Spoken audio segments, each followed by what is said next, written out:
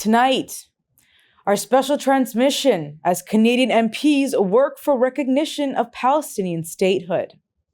Assalamu alaikum and good evening.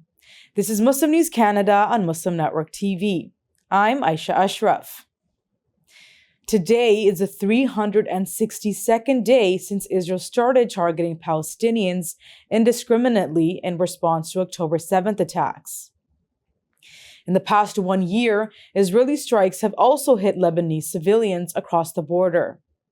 In Gaza, the violence has intensified. Israeli airstrikes have killed dozens of Palestinians in the past 2 days. Israel has also launched a new wave of airstrikes on Beirut. Hezbollah says it has detonated a bomb against Israeli troops entering the village of Marun Aras in southern Lebanon. Airstrikes on central Beirut have left at least 9 people dead and 14 wounded. The Lebanese army reports the deaths of 2 soldiers in separate attacks in southern Lebanon. Iran has sent a message to the U.S. through Qatar. Iran says it does not seek a regional war. However, it says it will no longer practice unilateral restraint. Iran has warned any Israeli attack would be met with an unconventional response, which includes targeting Israeli infrastructure.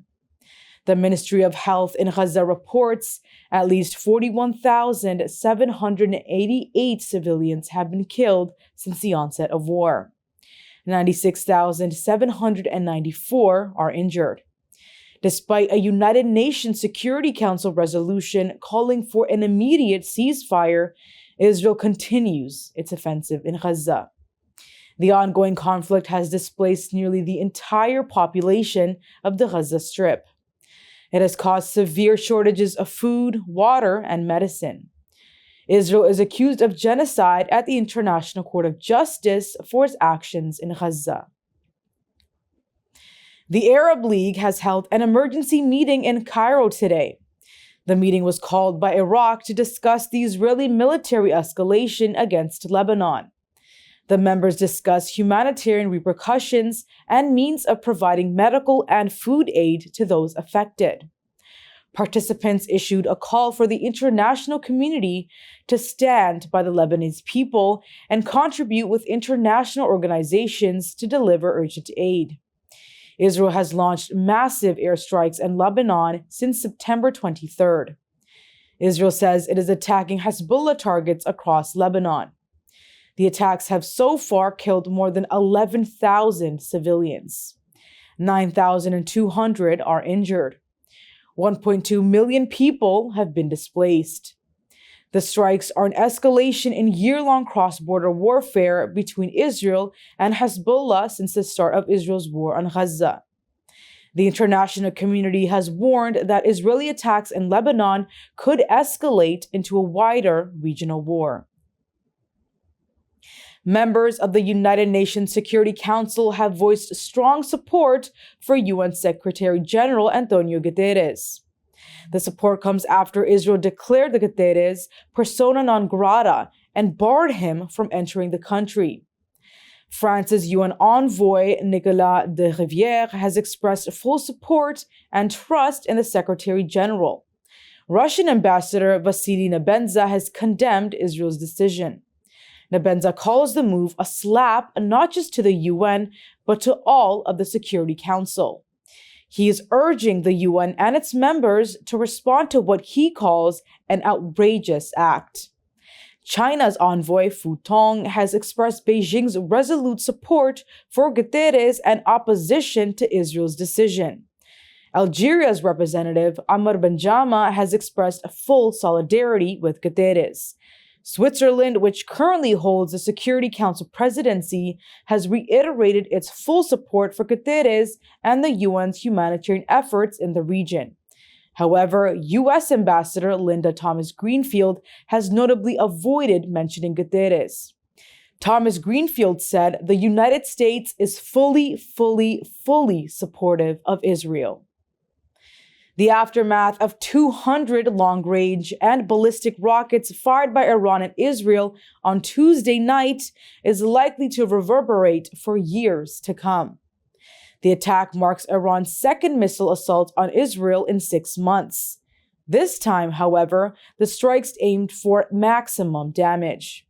Iran launched advanced ballistic missiles targeting 3 key Israeli military bases, Nevatim, Hatzerim, and Tel Nof. The missiles also targeted the Mossad headquarters in Tel Aviv. Iran's Foreign Minister Abbas Araghchi says civilian areas were deliberately avoided. Israeli Prime Minister Benjamin Netanyahu called the Iranian strike a big mistake, signaling an Israeli response is imminent. Israeli military analyst Ehran Bregman warns Israel's retaliation could have global repercussions. Within Israel, some voices are calling for dramatic action. Former Prime Minister Naftali Bennett is urging the government to seize the moment to destroy Iran's nuclear program and cripple its energy infrastructure. Israel has struck Iran's military facilities before, including a sophisticated air defense system near Isfahan in April. Experts believe that attacking Iran's nuclear infrastructure, however, carries significant risks. Despite the potential of damage to these facilities, analysts say Iran's knowledge of uranium enrichment remains intact. They say further attacks could accelerate Iran's nuclear ambitions. Daniel Sobelman of Hebrew University says Netanyahu's political ambitions could undermine Israel's recent tactical successes. Sobelman says Israel cannot single-handedly reshape the Middle East. President Joe Biden and his top advisors are urging Israel not to target Iran's nuclear facilities as part of its response to Tehran's attack. 2 senior U.S. officials say Biden administration is focused on moderating Israel's response rather than preventing it entirely.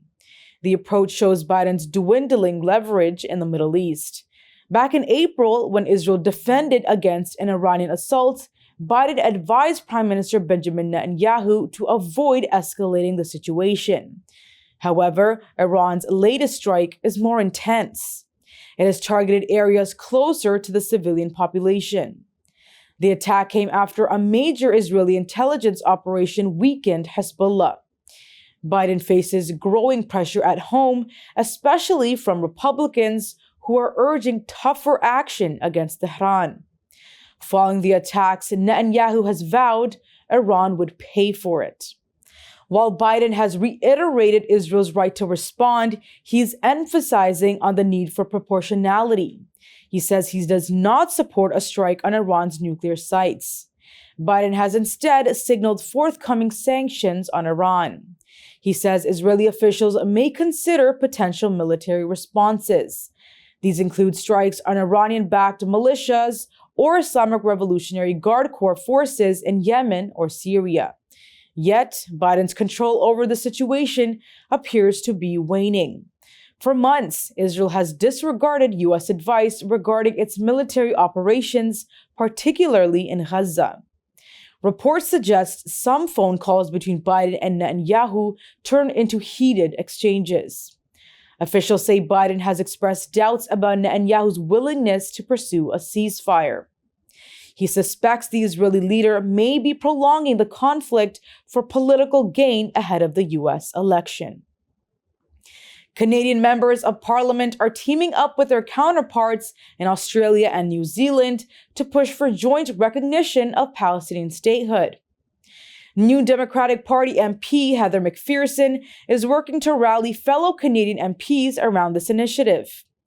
McPherson argues that cooperation between 3 governments could be a strong tool for advancing a 2-state solution. New Zealand MP Phil Twyford is also spearheading the effort. Twyford is advocating for formal recognition of Palestine beyond just supporting the concept of a 2-state solution. Canada, Australia, and New Zealand signed joint statements on topics like Hamas, Gaza, Israeli hostages, and humanitarian aid in December last year. Now, MPs are organizing a virtual conference to coordinate their efforts, including potential statements or legislative actions. They'll be joined by a colleague from Ireland. Ireland recognized Palestine in May alongside Norway and Spain. The MPs are aware of the potential backlash. Israel has already threatened to limit European diplomats' access to the West Bank or East Jerusalem if their governments recognize Palestine. Canada's former ambassador to Israel, John Allen, says Ottawa had previously tried to convince Australia and New Zealand to back a UN vote on Palestinian recognition. Allen says Canada withdrew when the two countries did not vote. Canadian Prime Minister Justin Trudeau has survived a second non-confidence motion. The news comes as the opposition Conservatives have failed once again in their bid to topple Trudeau's minority Liberal government and trigger a federal election. The latest motion focused on what the party describes as the government's failures on key issues. These include affordable housing, the cost of living, and rising crime rates. The issues have been central to the Conservatives' ongoing criticism of the Liberals. Despite their efforts, the Conservatives were unable to rally the necessary support from other opposition parties to bring the government down. The motion needed a majority in the House of Commons to pass. In the final tally, 121 MPs voted in favor of the motion, while 207 voted against. More non-confidence motions are expected in the coming weeks, with a third already in the works from the Conservatives. Trudeau has been Canada's Prime Minister for 9 years. He is facing mounting pressure to step down amid concerns that he is hurting his party's chances. The Liberals have been trailing the Conservatives in polls for months. The party has suffered 2 significant by-election defeats this summer and long-held strongholds in Toronto and Montreal. That's all from our Toronto studios. Thank you for watching Muslim News Canada. We're a community channel dedicated to bringing you stories you can trust.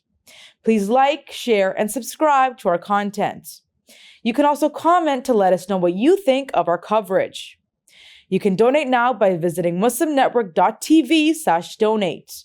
For more content, keep watching Muslim Network TV.